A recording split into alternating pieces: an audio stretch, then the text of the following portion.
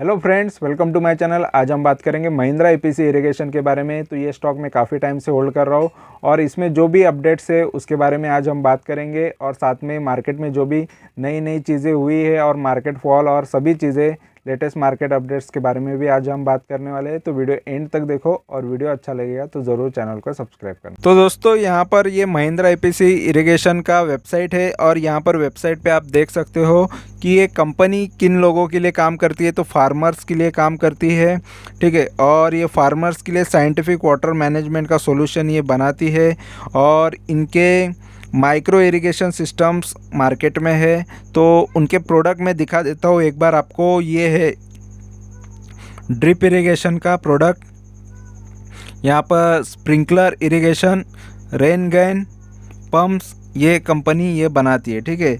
और भी इनके कुछ प्रोडक्ट्स है, पाइप्स, ठीक है। तो ये इनके प्रोडक्ट्स हैं, आप ये सारे प्रोडक्ट्स देख सकते हो। ये कंपनी बनाती है और ये मेनली यूज़ होता है फार्मर्स के लिए, किसान के लिए। तो कंपनी ये बिज़नेस के अंदर है। तो ये बिज़नेस में रह के कंपनी कितना कमाती है ये सबसे इम्पोर्टेंट बात है। तो यहाँ पर मैं आपको डायरेक्टली मनी कंट्रोल पे लेके चलता हूँ। तो आप यहाँ पर इसका प्राइस देख सकते हो, 101 पर प्राइस चल रहा है, अभी भाव चल रहा है। और ये 2.5% ये आज के दिन गिरा है, यानी 11 अक्टूबर को गिरा है। तो 11 अक्टूबर को गिरा है, इसमें क्या बात है, क्यों ये गिरा है? तो इसके पीछे वजह है, यहाँ पर मैं दिखा देता हूँ। ये मार्केट जो निफ्टी आज के दिन गिरावट हमको देखने मिली है, यहाँ पर आप देख सकते हो। ये निफ्टी जो आज के दिन में गिरा है तो लगभग ये 1.5% निफ्टी खुद गिरा हुआ है।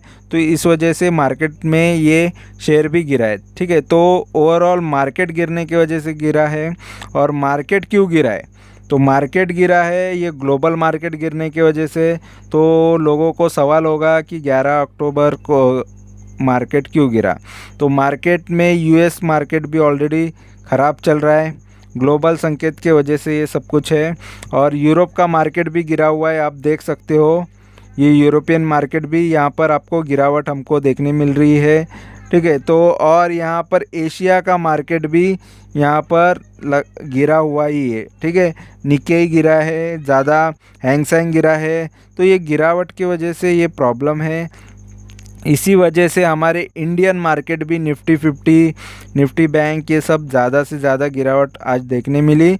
और इस वजह से इसके अंदर जो भी शेयर्स होंगे वो सभी लॉस में या सभी मेजॉरिटी शेयर्स डाउन में आज देखने मिलेंगे। तो ये इसमें से ये भी एक शेयर समझ लो कि ये भी गिरावट में हमको देखने मिल रहा है। तो जो अभी शेयर का फ़िलहाल भाव चल रहा है यहाँ पर आप देख सकते हो, 101 का चल रहा है।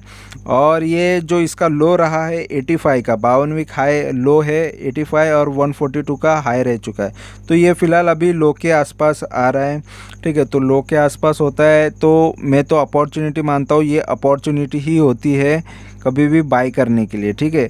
तो कभी भी शेयर में डाउन मुझे दिखता है तो ये अपॉर्चुनिटी, लेकिन ये शेयर अच्छा है नहीं है ये सबसे पहले पता होना चाहिए, तभी हमको शेयर ख़रीदना चाहिए, ठीक है। तो बाकी सारी चीज़ें भी देखनी चाहिए, ये शेयर ख़रीदने लायक है या नहीं है। तो यहाँ पर मैं बाकी भी डिटेल आपको दिखा देता हूँ।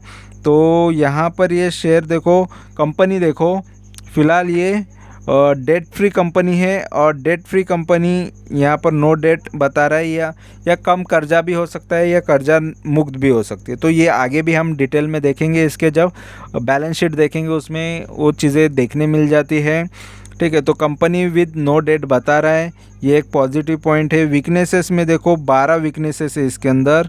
तो 12 वीकनेसेस में से ये सपोर्ट तोड़ रहा है, ठीक है। तो ये एक चीज़ ख़राब है। अपॉर्चुनिटी में इसका पी लो बता रहा है, तो ये एक अपॉर्चुनिटी है, ये चीज़ अच्छी है कंपनी में, ठीक है। और ये कंपनी में थ्रेट कुछ नहीं है, तो ज़ीरो थ्रेट है, तो ये चीज़ अच्छी है, ठीक है। और यहाँ पर अगर हम इसके ओवरव्यू देखेंगे तो ओवरव्यू में मार्केट देखो, इसका मार्केट कैपिटल, तो मार्केट कैपिटल काफ़ी कम है, 283 का आ रहा है। तो 283 काफ़ी कम होता है मार्केट कैपिटल। और फिलहाल ये कंपनी यहाँ पर आप देख सकते हो डिविडेंड भी थोड़ा बहुत दे देती है, 1.18% का। और बाकी पी वगैरह कुछ दिखा नहीं रहा है, तो इसका मतलब ये थोड़ा लॉस में चल रही है कंपनी, तभी ये पी का प्रॉब्लम होता है, पी नहीं दिखाते प्रॉफिट अर्निंग का। और यहाँ पर चार्ट्स, ये चीज़ें हम इसके सेल्स के साथ देख लेंगे कि परफॉर्म किस तरीके से कर रहे थे, ठीक है, नहीं तो रिपीट हो जाएगा, इस वजह से ये मैं बता रहा हूँ। और यहाँ पर और भी कोई चीज़ें अच्छी है तो वो भी मैं चीज़ें आपके साथ शेयर करता हूँ। तो देखो ये जो इसका यहाँ पर 1 वीक का, 1 महीने का और 3 महीने का, ठीक है, तो रिटर्न देखोगे तो ये नेगेटिव है, 3% गिरा, ये 10%, 9% गिरा, और ये जस्ट थोड़ा सा गिरा है 3 महीने में 0.10%। और YTD अगर देखोगे तो 13-13.5% ये गिरा है, और 1 साल में देखोगे तो 26% ये गिरावट हमको देखने मिली। और 3 साल की बात करेंगे तो 28% ये गिरा हुआ है। 28% पॉजिटिव रिटर्न दिए, सिर्फ 3 साल में इसने रिटर्न्स अच्छे दिए हैं, बाकी सभी को इसने लॉस दिए। तो 3 साल के रिटर्न्स काफ़ी अच्छे हैं, काफ़ी भी नहीं बोल सकते, 7% हर साल आपको मिल रहे थे, ये पकड़ के चल सकते हो, लेकिन पॉजिटिव रिटर्न है, ठीक है। तो 3 साल के ही रिटर्न अच्छे हैं इसके, बाकी सब नेगेटिव हमको देखने मिल रहे हैं। और यहाँ पर इसका जो नेट सेल्स है वो बढ़ा है ईयर ऑन ईयर, तो ये चीज़ अच्छी है, ठीक है। तो यहाँ पर ये देख लो कि इसका जो सेल्स है ये थोड़ा सा बढ़ा है, 22% से ये सेल्स बढ़ा है ईयर ऑन ईयर जून का, ठीक है। तो जून 22 का नेट सेल्स अच्छा बढ़ने की वजह से एक पॉजिटिव चीज़ है, लेकिन प्रॉफिट हुआ कि नहीं ये सबसे इम्पोर्टेंट बात होती है। और 100% बाई का यहाँ पर रिकमेंडेशन आ रहा है, यहाँ पर देख सकते हो ये पूरा ग्रीन है, तो इसको मनी कंट्रोल्स पे 100% का बाइंग यहाँ पर दिखा रहा है। और यहाँ पर ब्रोकर्स भी यहाँ पर देखो पुराने काफ़ी टारगेट से 2020 का ये 2018 का, ये सारे टारगेट शायद अचीव भी हो चुके रहेंगे। तो यहाँ पर आप देख सकते हो बाई का रिकमेंडेशन 177 पे था 206 का भाव के लिए, तो ये काफ़ी पुराने टारगेट से अभी भी यहाँ पर शो कर रहा है, ठीक है। तो ज़्यादा पुराना होने की वजह से हम यहाँ पर नहीं देखेंगे। और डेटा जो भी है लेटेस्ट डेटा वो तो मैं आपके साथ शेयर करने वाला हूँ, और जो भी डेटा यहाँ पर शो कर रहा हूँ मैं आपको बता रहा हूँ। तो यहाँ पर 3-4 साल के यहाँ पर से रेवेन्यू आ रहा है, सेल्स आ रहा है। तो 4 साल में देखो रेवेन्यू देखो किस तरीके से है, तो थोड़ा बहुत ये आगे बढ़ा, ऊपर थोड़ा सा सेल्स बढ़े, फिर यहाँ पर आप देख सकते हो फिर थोड़े से सेल्स गिरे, फिर उसके बाद भी सेल्स थोड़ा गिरा, तो ये गिरावट हमको देखने मिल रही है।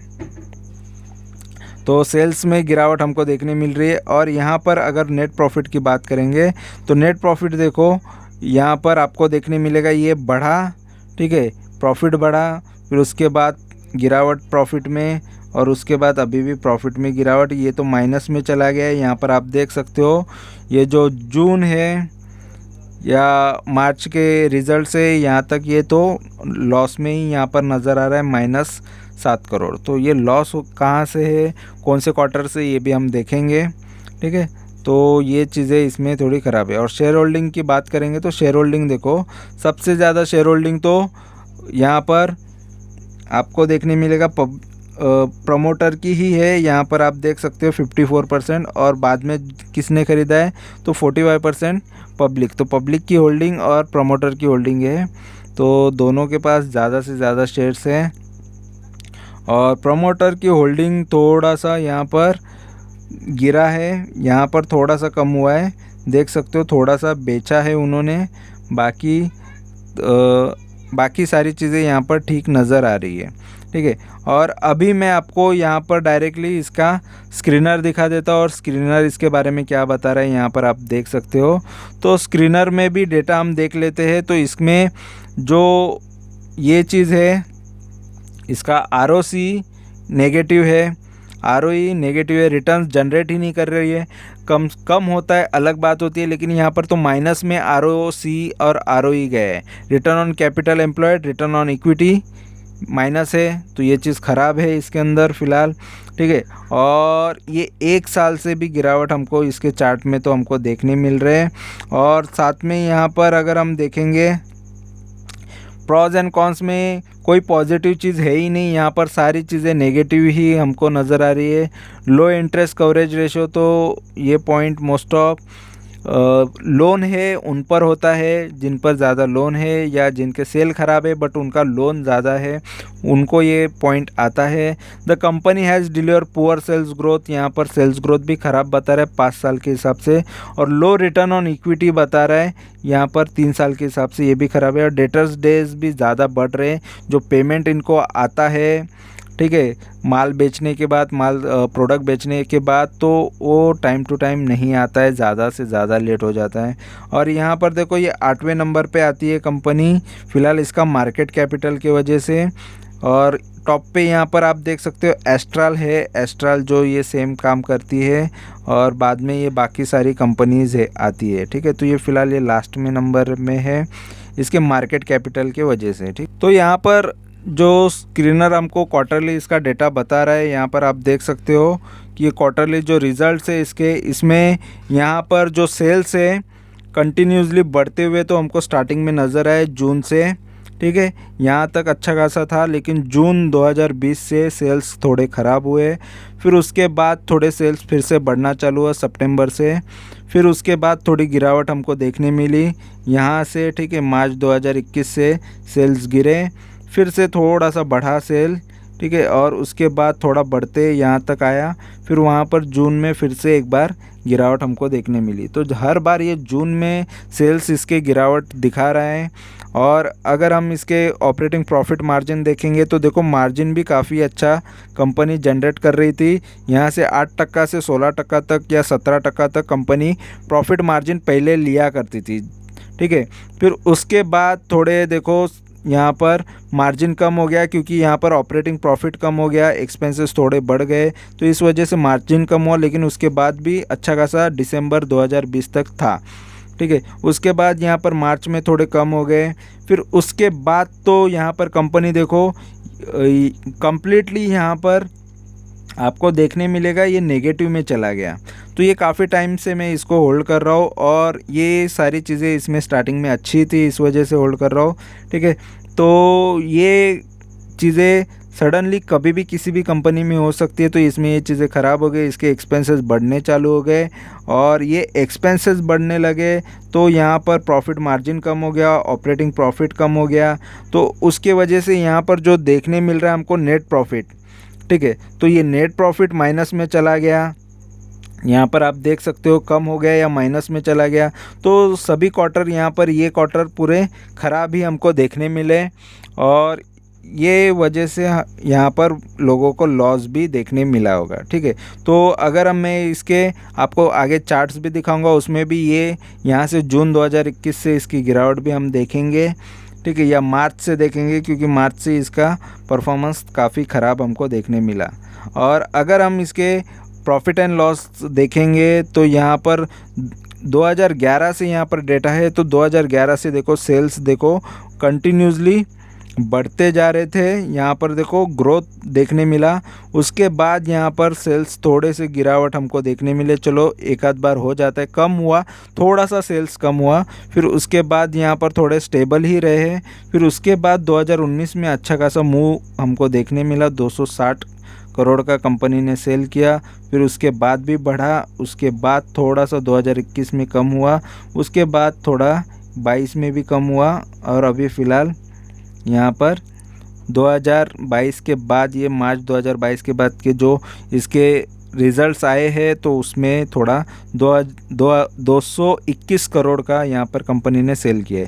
तो अभी फ़िलहाल तो ठीक ठाक है। और यहाँ पर अगर हम इसके ऑपरेटिंग प्रॉफिट मार्जिन देखेंगे तो 9%, यहाँ पर 8%, 5%, 6%, तो काफ़ी कम है यहाँ पर ऑपरेटिंग प्रॉफिट। यहाँ पर सिर्फ अच्छा 13% का ऑपरेटिंग प्रॉफिट मार्जिन था, फिर यहाँ पर 10% है, यहाँ पर तो पूरा माइनस में चला गया है फ़िलहाल। अभी माइनस में होने की वजह से ये चीज़ ख़राब है, और ऊपर से कंपनी 1-2 करोड़ का यहाँ पर लोन भी या इंटरेस्ट पेमेंट करना पड़ता है कंपनी को। और यहाँ पर कंपनी का नेट प्रॉफिट यहाँ पर आप देख सकते हो माइनस में चला गया, क्योंकि एक्सपेंसेस भी बढ़ने की वजह से इसका ऑपरेटिंग प्रॉफिट माइनस में है, तो पूरी चीज़ें माइनस में चली जाती है। तो यहाँ पर ये माइनस हो गया, ठीक है। तो ऑलरेडी अभी इस वजह से देखो अगर प्रॉफिट ही नेट प्रॉफिट ही लॉस में चला गया तो समझ लो कि कंपनी में थोड़ा सा यहाँ पर कॉशियस होना या डरने की थोड़ी बात हो जाती है, क्योंकि इन्वेस्टर प्रॉफिट करने के लिए प्रॉफिट मेकिंग कंपनी में ही इन्वेस्ट करना पसंद करते हैं। तो ये चीज़ इसमें थोड़ी ख़राबी हमको देखने मिल रही है, लेकिन उसके पहले कंपनी फ़िलहाल काफ़ी अच्छी ही चल रही थी। यहाँ पर आप देख सकते हो नेट प्रॉफिट बढ़ते हुए ही हमको देखने मिल रहे थे, तो कोई ज़्यादा ख़राबी इसमें नहीं थी। लेकिन कोई 10 साल से लॉन्ग टर्म से इसमें इन्वेस्टेड है वो तो लॉस में ही है। 2% हर साल ये गिरावट दे रहा था। अगर 5 साल से इन्वेस्टेड है तो 10% ये गिरावट दे रहा था। सिर्फ 3 साल से जो इन्वेस्टेड उनको 9% इसने प्रॉफिट हर साल दिया है, और यहाँ पर 26% यहाँ पर एक साल में तो गिरावट इसने दिखाई है। तो एक साल की गिरावट है ये 26%। अभी जो भाव चल रहा है वो 26% गिरावट हमको देखने मिल रही है, ठीक है। और इसमें बैलेंस शीट की बात करेंगे तो बैलेंस शीट देख लो, तो बैलेंस शीट यहाँ पर इसकी बोरोविंग हमको देखने मिल रही है। देखो मेन इंपॉर्टेंट यही होता है कि कंपनी कर्जा, देखो पहले 2011 में 36 करोड़ का था, फिर थोड़ा कर्जा कम करते करते यहाँ पर कंपनी ने 2 साल 2016-17 पूरा डेट फ्री निकाला, कर्ज मुक्त थी कंपनी। उसके बाद थोड़ा कर्जा उठाना चालू किया, फिर से और ज़्यादा कर्जा हुआ, फिर यहाँ पर फिर से कंपनी ने ज़ीरो कर दिया पूरा कर्जा, फिर अभी 25 करोड़ का कंपनी पे कर्जा है। देखो कर्जा ज़्यादा होना और कर्जे को चुकाना भी, क्योंकि लॉस करेगी तो कंपनी चुकाएगी कैसे, तो ये चीज़ें कम हो जाती है रिज़र्व में।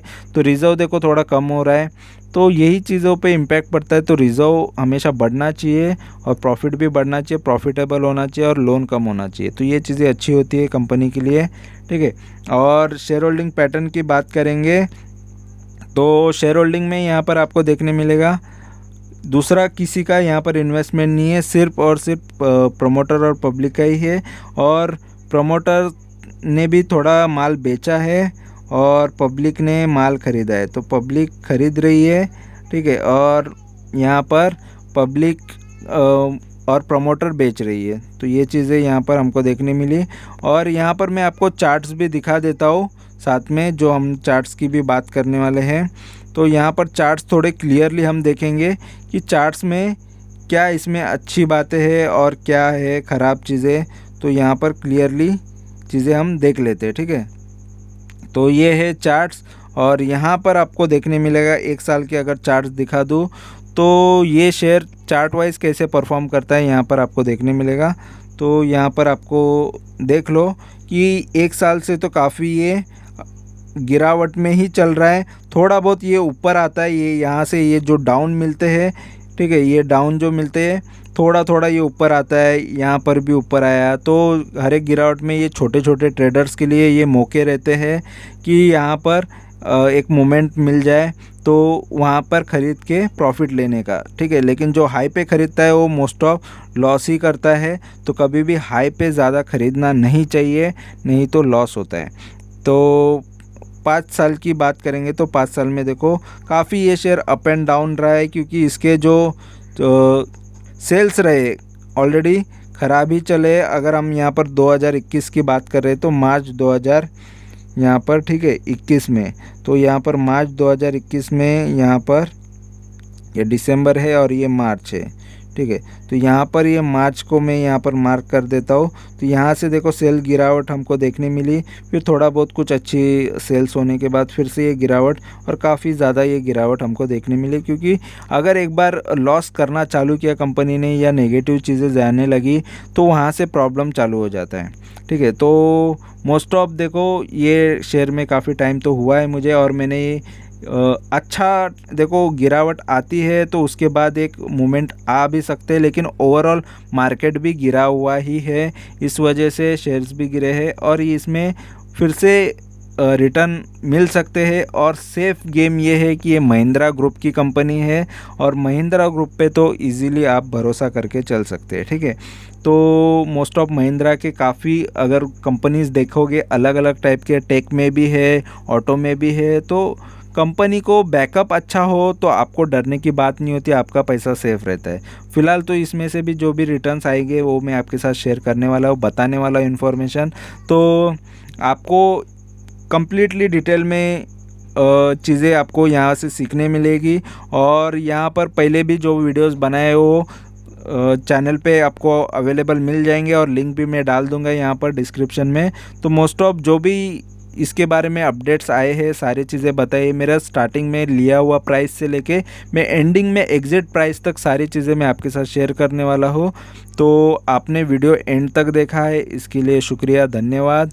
ठीक है, तो वीडियो अच्छा लगा रहेगा तो वीडियोस को लाइक किया करो, कमेंट करो और चैनल को ज़रूर सब्सक्राइब करो। Thank you very much for watching my video. Thank you, bye bye.